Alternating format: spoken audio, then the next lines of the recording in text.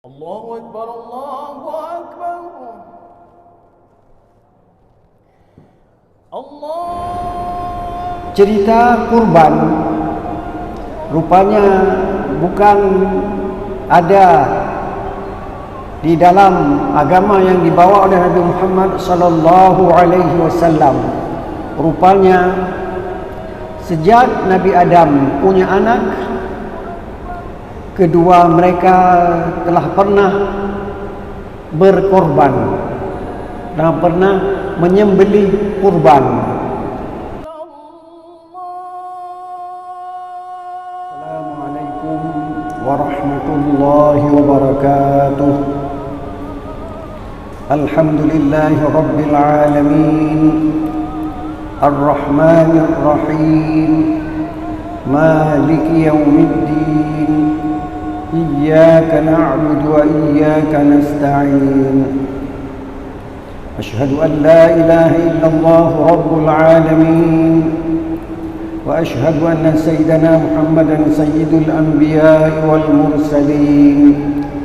Allahumma salli ala sayyidina Muhammad wa ala alihi wa ashabihi ajma'in. Ibadallah, hadirin hadirat peserta halaqah maghrib di Masjid Raya Baitur Rahman yang kita cintai ini, para pendengar radio Baitur Rahman di mana saja Anda berada,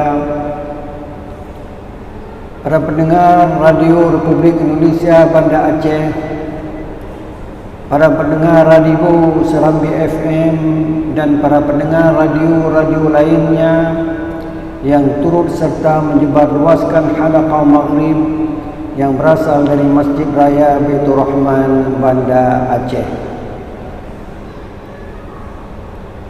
Hadirin hadirat yang dirahmati Allah, marilah kita mengucapkan syukur alhamdulillah atas rahmat Allah yang selalu menyertai kita. Umur kita diberi kesempatan sampai pada detik ini dan kita berada dalam keadaan sehat walafiat. Itulah rahmat Allah yang kita terima. Kewajiban kita adalah untuk mensyukuri nikmat tersebut. Salah satu cara mensyukuri nikmat Allah adalah kita menggunakan nikmat itu sesuai dengan petunjuk Allah dan Rasulnya. Selawat beriring salam tidak pernah lupa kita sampaikan kepada baginda Rasulullah sallallahu alaihi wasallam, yang boleh jadi, karena saya tidak pergi haji, boleh jadi para jamaah haji tidak lagi berada di Masjid Nabawi atau Masjidil Haram kerana mereka sudah berangkat ke Arafah untuk mereka wukuf besoknya di Arafah. Mereka berniat haji dan mereka baru wukuf dimulai besok. Mudah-mudahan mereka diberi kesehatan, diberi kesempatan untuk mengingat Allah di Masy'aril Haram, di tempat-tempat yang mulia, di tempat yang mulia itu. Doa kita diterima oleh Allah Subhanahu wa taala, dan para jemaah haji di saat kita melepaskan mereka, kita sudah minta kalau tengku-tengku saudara-saudara berdoa di tempat-tempat yang mustajab doa, jangan lupa doakan untuk kami yang tidak pergi berhaji pada tahun ini. Hadirin yang berbahagia, besok kalau tidak salah waktu zuhur mereka mulai wukuf di Arafah. Mereka berdoa sampai dengan terbenam matahari. Kemudian mereka berangkat ke Muzdalifah. Sesudah tengah malam besok mereka berangkat ke Mina. Mereka jumrah Aqabah, kemudian mereka kurban, menyembelih kurban. Cerita kurban rupanya bukan ada di dalam agama yang dibawa oleh Nabi Muhammad sallallahu alaihi wasallam. Rupanya sejak Nabi Adam punya anak, kedua mereka telah pernah berkorban, telah pernah menyembelih kurban, telah pernah melaksanakan ibadah kurban. Kalau kita tanya kepada orang yang hafal Quran, mereka akan mengajarkan kita, a'udzubillahi minasyaitonir rajim, bismillahirrahmanirrahim, watlu alaihim naba'a ibnai adam bil haqq. Ya Muhammad, bacakan, ceritakan kepada mereka dua anak Adam. Watlu alaihim naba'a ibnai adam bil haqq. Cerita anak Adam itu dengan sebenarnya, tidak ditambah, tidak dikurangi. Berbeda dengan cerita kita, lebih banyak tambahannya daripada isi. Kalau sudah berpindah dari satu mulut ke mulut yang lain, itu sudah berpindah tambahannya. Seperti orang memasak daging, sudah banyak buah panahnya. Dagingnya tidak bertambah, tapi buah panahnya terus bertambah. Watlu alaihim naba'a ibnai adam bil haqq idh qarraba qurbanan. Mereka melaksanakan ibadah kurban. Fatuqubbila min ahadihima. Ibadah kurban itu diterima dari salah seorang mereka berdua. Satu diterima, walam yutaqabbal minal akhar, tidak diterima dari yang satu lagi. Rupanya ibadah kurban itu kalau tidak ikhlas kita laksanakannya, Allah tidak menerimanya. Buktinya dua anak Adam melakukan ibadah kurban, yang satu diterima sementara yang satu lagi tidak diterima. Yang tidak diterima marah, qala la aqtulannak, saya akan bunuh kamu. Padahal yang terima Allah, tapi dia ingin membunuh saudaranya. Ini pembunuhan pertama yang pernah terjadi di muka bumi, yang dilakukan oleh anak Nabi Adam alaihi salam.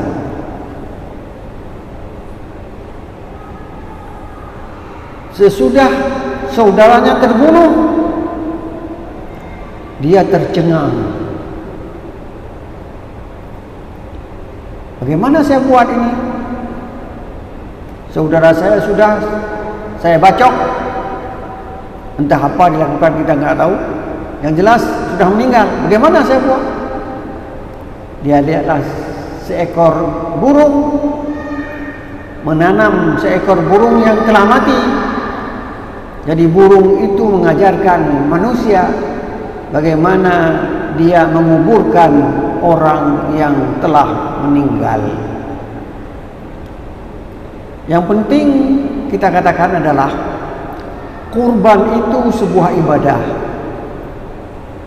dan ibadah itu sudah pernah ada sejak Nabi Adam alaihi salam. Ada Nabi Nuh, ada Nabi Idris. Terus jadi rupanya ibadah itu sama di waktu Nabi Adam ada, seperti puasa juga.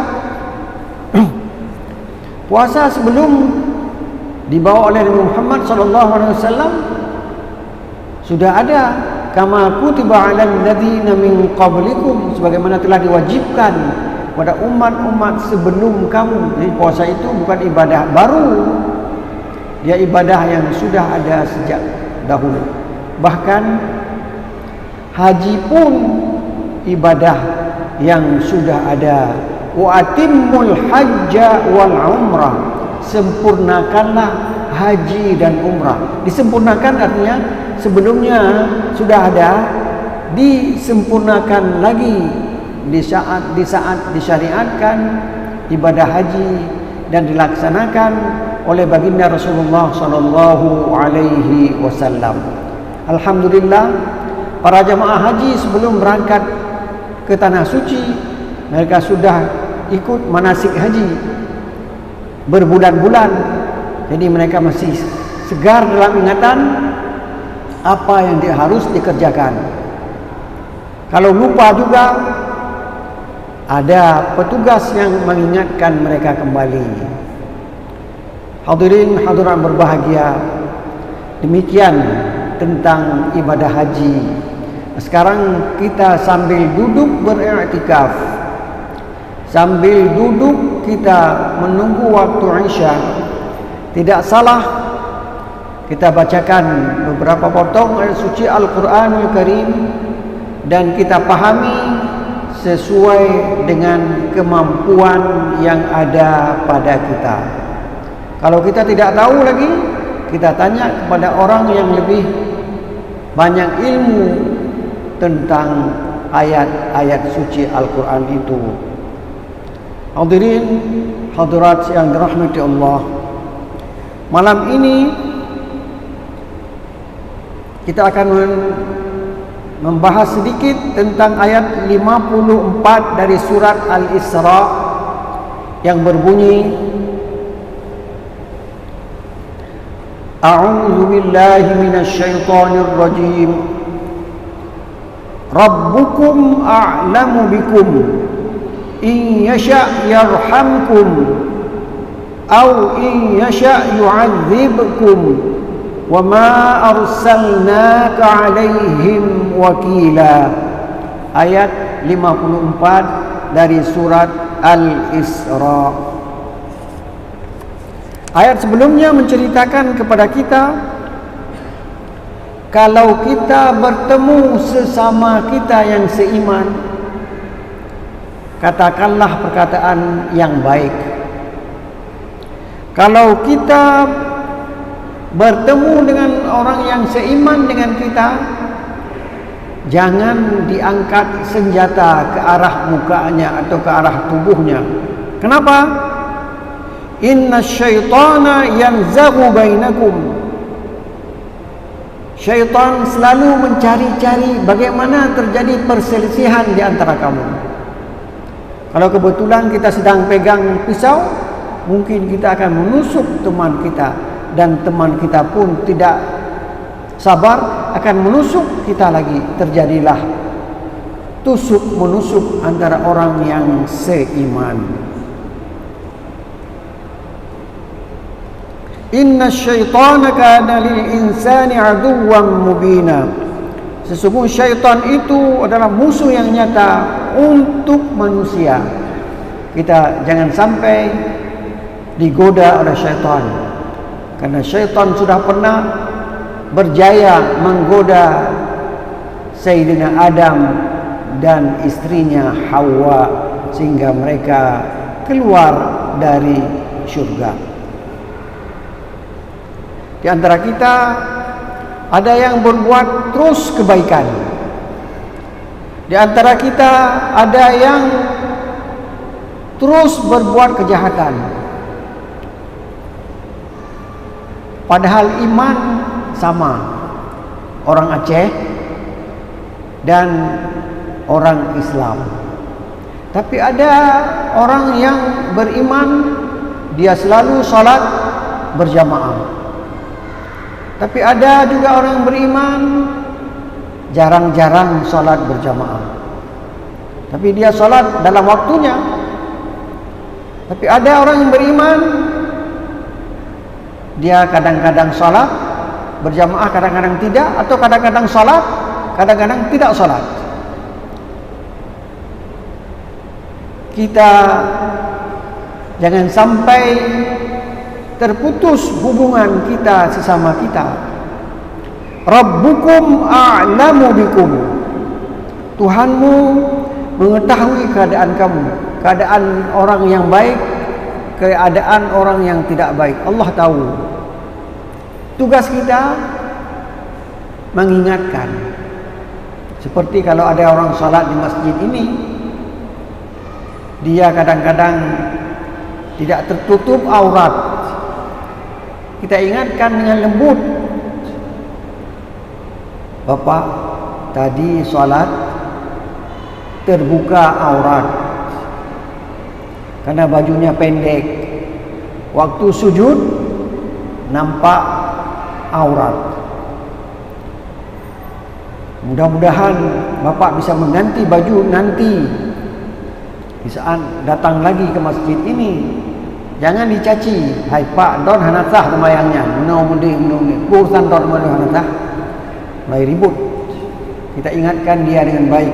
Rabbukum a'lamu bikum. Tuhanmu lebih tahu tentang keadaan kamu. In yasha' yarhamkum. Kalau dia menghendaki, niscaya dia mengasihani kamu. Sejak kecil sudah diberi kesempatan baca Al-Quran.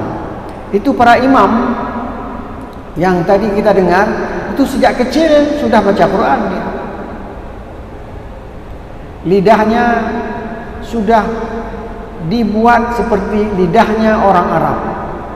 Tapi kalau kita yang sudah berumur 70 tahun tidak pernah baca Al-Quran, sekarang mau baca nyampahli, tidak pas lagi. Seperti orang 70 tahun tidak tahu bahasa Aceh. Long, lon, luang, tidak bisa dia ucapkan itu.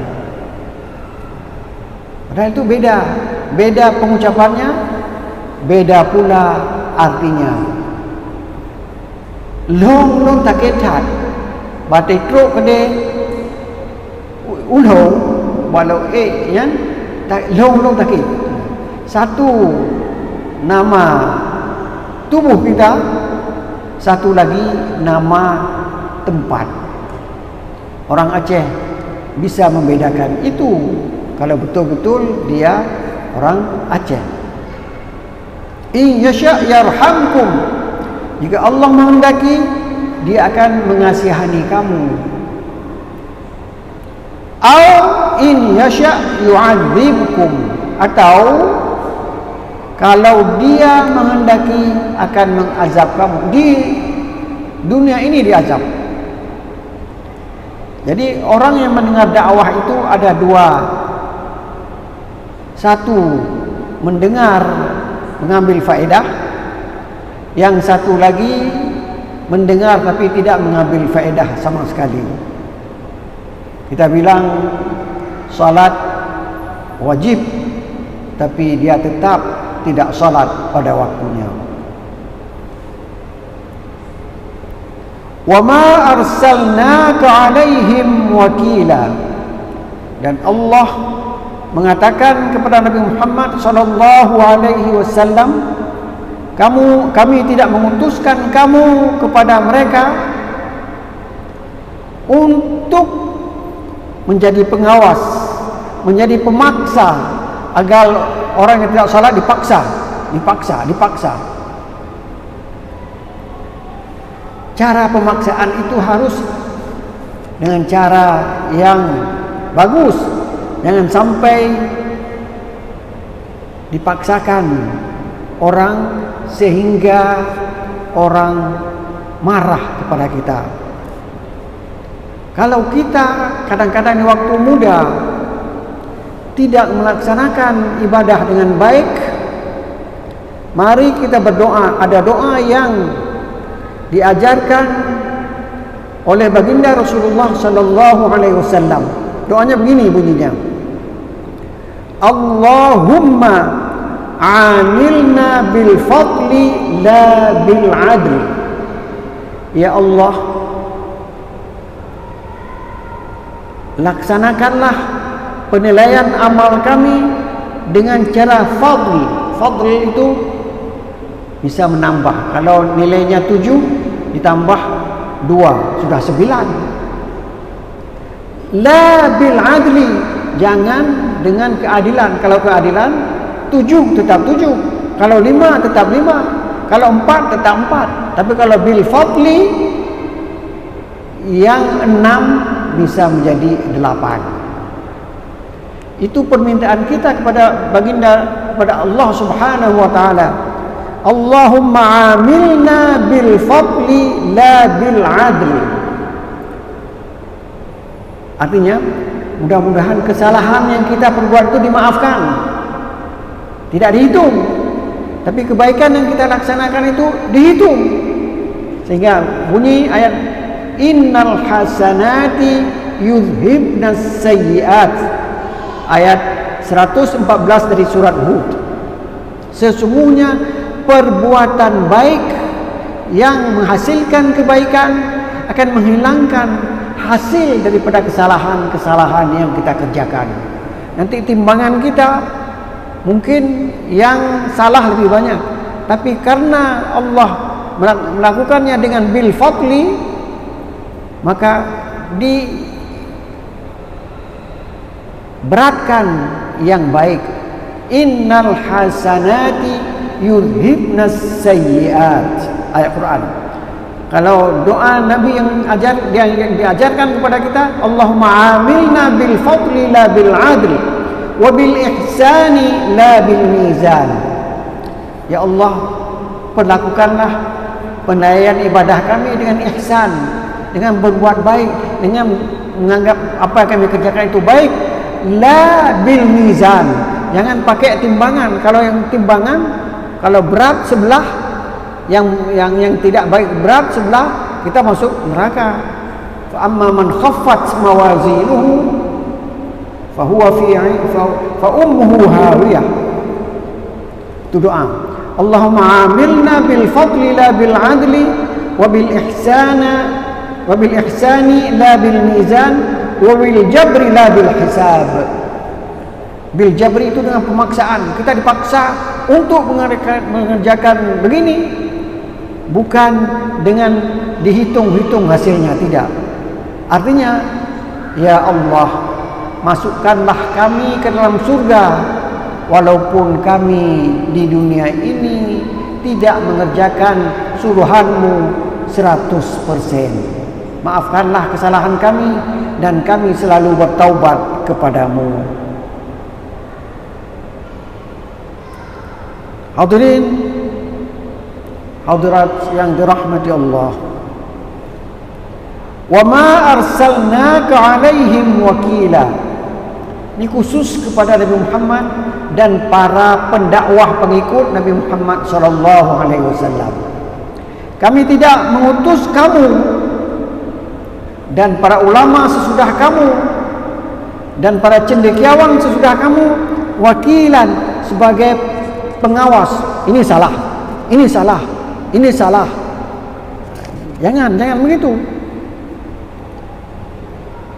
Sehingga Nabi Muhammad pernah merasa ingin bunuh diri karena dakwahnya tidak dihiraukan oleh orang-orang yang ada di sekelilingnya.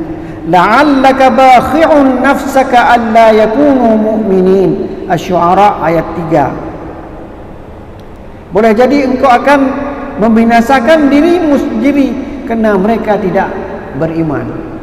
Tugas kamu memberi ilmu kepada mereka, memberi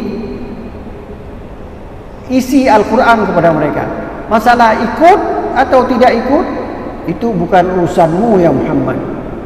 Kita juga sebagai orang yang mengikuti sunnah Rasulullah SAW, kita bilang salat itu wajib. Wajib itu artinya kalau kita kerjakan mendapat pahala, kalau kita tinggalkan mendapat dosa. Jadi orang pergi ke masjid dapat pahala banyak. Orang yang minum kopi tidak salat sehingga habis waktunya dapat dosa. Jadi jangan sampai kita pergi buang kopi dia begini begitu. Jangan. Nabi Muhammad pernah diingatkan oleh Allah Subhanahu wa taala, la'allaka bakhi'un nafsaka alla yakunu mu'minin. Hadirin hadirat yang dirahmati Allah, tugas kita menyampaikan isi kandungan Al-Quran, isi kandungan hadis. Semuanya sudah tertulis dalam kitab-kitab para ulama, ditulis dalam bahasa Arab dan sudah diterjemahkan ke dalam bahasa Indonesia. Kita yang belum bisa bahasa Arab, kita baca aja terjemahan itu, walaupun terjemahan itu berbeda sedikit dari teks aslinya. Teks asli waktu diterjemah tidak 100%, bisa dipindahkan isinya ke dalam terjemahan tersebut. Rihun, angin. Riyahun juga angin. Padahal kata orang yang ahli tentang ayat Al-Quran mengatakan kalau rihun itu angin yang berbahaya, kalau riyahun itu angin yang sepoi-sepoi basah, menyenangkan kita. Dalam terjemahan tidak ada itu, diterjemah angin saja, tidak diterjemah angin-angin, tidak. Itulah, jadi terjemahan itu agak sedikit beda dari teks asli.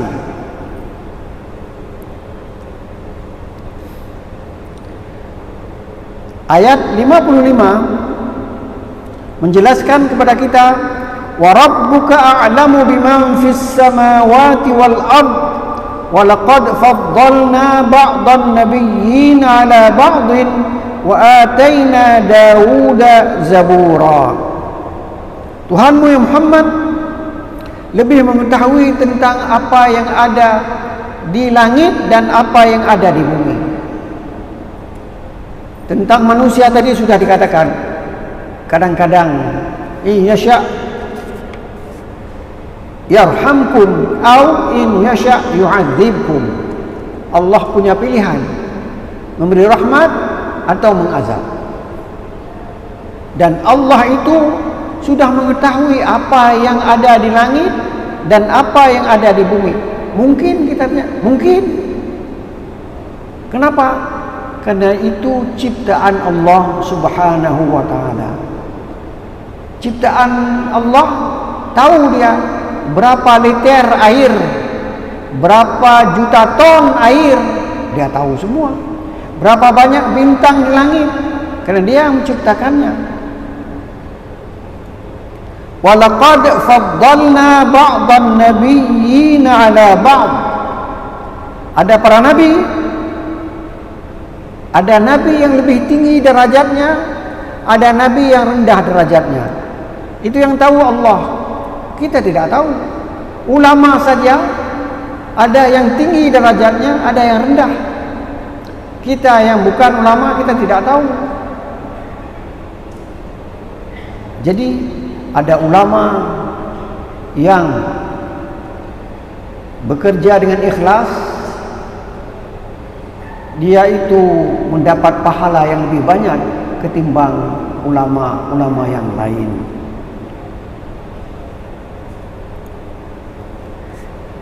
Kadang-kadang kita menganggap hebat kalau orang itu punya harta.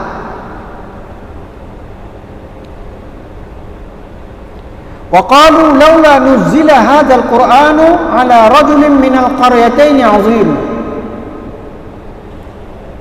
Waktu Al-Quran itu turun pada Nabi Muhammad, orang Quraisy protes. Quran itu hebat, lebih hebat dari Injil, lebih hebat dari Taurat, kitab yang menyempurnakan kekurangan-kekurangan dari umat yang dahulu, cara berhaji, cara berumrah, cara berpuasa dan sebagainya. Kenapa turun pada orang yang miskin dan yatim? Nabi Muhammad itu miskin, Nabi Muhammad itu yatim, ayahnya sudah duluan meninggal. Kenapa kepada dia diturunkan? Tidak diturunkan ala rajulin minal qaryataini, kepada seseorang dari dua kampung, dua tempat. Ada yang satu di Mekah, ada yang satu di Taif. Itu satu orang pintar sekali dan kaya sekali. Namanya Al-Walid bin Al-Mughirah. Satu lagi Urwah bin Mas'ud yang ada di Taif. Kalau kepada salah seorang mereka diturunkan Quran, itu lebih bagus. Bagus, tidak bagus, yang lebih tahu penciptanya. Siapa menciptakan? Allah Subhanahu wa ta'ala. Allah memilih Nabi Muhammad, seorang yang miskin dan seorang yang tidak punya lagi orang tua, sudah yatim. Laula unzila alaina al-malaikah. Kenapa Muhammad itu diangkat menjadi rasul? Kenapa tidak diutus saja seorang malaikat? Di macam-macam protes orang. Pertama, diprotes Nabi Muhammad itu karena dia anak yatim, miskin. Lebih bagus orang yang kaya dan pintar. Kedua, janganlah manusia, biar saja malaikat. Dan para rasul yang diutus oleh Allah Subhanahu wa ta'ala adalah manusia, bukan malaikat. Tilkar rusulu faddalna ba'dahum ala ba'd. Para rasul itu ada yang kami lebihkan derajatnya dari yang lain. Itu urusan Allah. Seperti kita juga, ada orang yang pintar bidang ini, tidak pintar bidang yang lain. Minhum man kallamallahu. Di antara mereka ada yang langsung berbicara dengan Allah. Siapa dia? Nabi Musa alaihi salam. Ketika dia berjumpa dengan Allah, dia terkejut. Ana rabbukum, sayalah Tuhanmu. Kemudian warafa ba'dahum darajat, dan Allah meninggikan beberapa derajat antara seorang nabi dengan nabi yang lain. Wa ataina Isa ibn Maryam al-bayyinat, dan kami berikan kepada Nabi Isa anak Maryam beberapa mukjizat. Ada nabi yang banyak mukjizatnya, ada yang nabi tidak banyak mukjizatnya, ada nabi yang mukjizatnya kekal abadi. Mana? Al-Quranul Karim. Itu mukjizat Nabi Muhammad sallallahu alaihi wasallam, berbeda dengan mukjizat nabi-nabi yang lain. Dia tidak pernah berubah satu huruf pun. Sementara kitab-kitab lain sudah ditulis oleh penulis, sehingga ada yang namanya ini, ada yang namanya itu. Quran tidak. Dia tetap Alhamdulillahi Rabbil Alamin, Ar-Rahmanir Rahim, dan seterusnya. Tidak ada ditambah dan tidak ada dikurangi.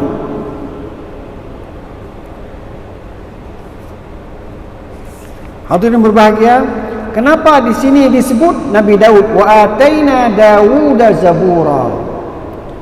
Kami anugerahkan kepada Daud sebuah kitab, diberi nama dengan Zabur. Para ahli mengkaji. Kajian para ahli mengatakan memang ada istimewanya Nabi Daud. Apa istimewanya Nabi Daud? Dia seorang raja dan dia seorang nabi. Itu bedanya. Ada nabi tidak pernah jadi raja, ada raja tidak pernah jadi nabi. Tapi kalau Nabi Daud, dia raja dan dia juga seorang nabi. Maka itu kelebihan-kelebihan yang dianugerahkan oleh Allah kepada para nabi, dan kita pun minta anugerah Allah bukan sampai kepada darjat nabi. Paling tidak kita memahami apa yang kita baca, inna salati wa nusuki wa muhyaya wa mamati lillahi rabbil alamin. Kita paham apa yang kita baca itu. Sesungguhnya salatku, nusuk ibadahku, wa mahyaya kehidupanku, wa mamati kematianku, semuanya aku serahkan kepada Allah Subhanahu wa taala. Jadi dalam surat dari doa iftitah kita sudah menyerahkan badan kita, nyawa kita kepada Allah Subhanahu wa taala. Mudah-mudahan kita diterima oleh Allah dan dijadikan penghuni syurga Jannatun Na'im. Wabillahi taufiq wal hidayah. Wassalamualaikum warahmatullahi wabarakatuh. وصل وسلم على سيدنا محمد في النبيين وصل وسلم على سيدنا محمد في المرسلين وصل وسلم على سيدنا محمد في الملأ الأعلى إلى يوم الدين وصل وسلم على سيدنا محمد